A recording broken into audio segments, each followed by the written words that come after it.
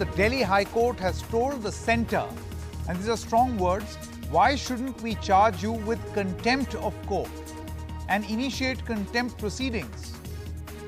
Brought to our, it has in fact they say, brought to our notice that Delhi is not getting sufficient oxygen. The Supreme Court had asked the centre to ensure supply of sufficient oxygen, but the centre, according to the Delhi High Court, has failed to comply.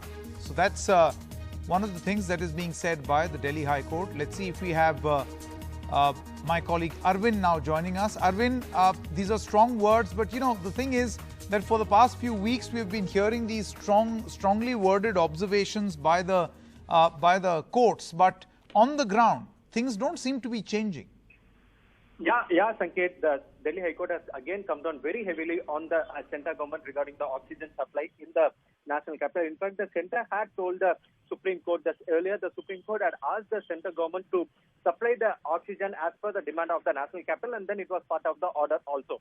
So that particular order was brought before the Delhi High Court, saying that the centre had assured before the Supreme Court that they would be complying with the order, and then they would be supplying the oxygen for the national capital as per the demand. And then the Delhi government said that their demand is somewhere around 960 metric ton, of which they want 700 metric ton immediately per day, so that the hospitals can be supplied with enough oxygen. So that was a submission made before the Delhi High Court by the Delhi government. But the central government argued, saying that as per their own calculation, the Delhi does not need 700 metric ton of oxygen. And then they said that there is still a disagreement between the demand as per what the Delhi government is saying and what the air formula is showing. So that's where the High Court intervened, saying that when people are dying, the centre is turning blind eye, and centre is not looking into the reality where the people are dying out of oxygen. And that's where the Delhi High Court threatened the centre government, saying that they don't have any other option apart from initiating contempt proceedings.